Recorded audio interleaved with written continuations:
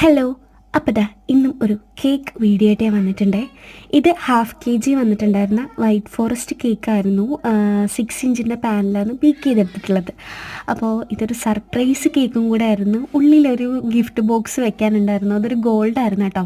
സത്യം പറഞ്ഞു കഴിഞ്ഞാൽ ഭയങ്കര ടെൻഷൻ അടിച്ച് ചെയ്തിട്ടുണ്ടായിരുന്ന ഒരു വർക്കായിരുന്നു. കാര്യം ഈ ടൈമിൽ ഗോൾഡിന് അത്രയും റേറ്റ് കൂടിയിരിക്കുന്ന സമയത്ത് ഇങ്ങനെയൊക്കെ ഒരു വർക്ക് വരുമ്പോഴത്തേക്കും ടെൻഷനാണ്.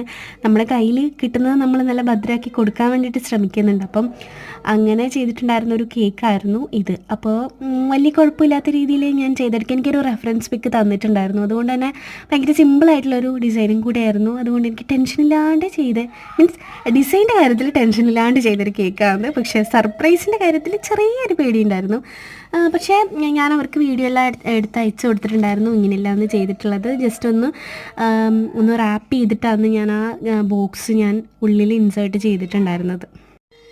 ഇതപ്പോൾ നമ്മുടെ കസ്റ്റമർ നമുക്ക് തലേദിവസം തന്നെ നമ്മുടെ കയ്യിൽ ഗോൾഡ് കൊണ്ട് തന്നിട്ടുണ്ടായിരുന്നു ഇത് വെക്കാനുള്ളത്. അപ്പം ഉള്ളിലൊരു ചെറിയൊരു റൈറ്റിങ്സ് മാത്രമേ കൊടുക്കാനുണ്ടായിരുന്നുള്ളൂ. മൈ ലവ് എന്ന് പറഞ്ഞിട്ടുള്ളൊരു റൈറ്റിങ്സും കൊടുത്തിട്ട് പിന്നെ നമ്മൾ ഹാർട്ട്സ് കൊടുക്കുന്ന ഒരു ഡിസൈനില്ലേ, അതൊക്കെ എല്ലാ ഹോം ബേക്കേഴ്സും ചെയ്യുന്ന ഡിസൈൻ തന്നെയാണ്. അപ്പം ഞാൻ ഈ ഒരു ഡിസൈനിൽ തന്നെ ഏകദേശം ഒരു 4-5 കേക്ക് ചെയ്തിട്ടുണ്ടാവും. അപ്പം ഇത് തന്നെയാണ് നമുക്ക് നമ്മുടെ കസ്റ്റമർ തന്നിട്ടുണ്ടായിരുന്നത്.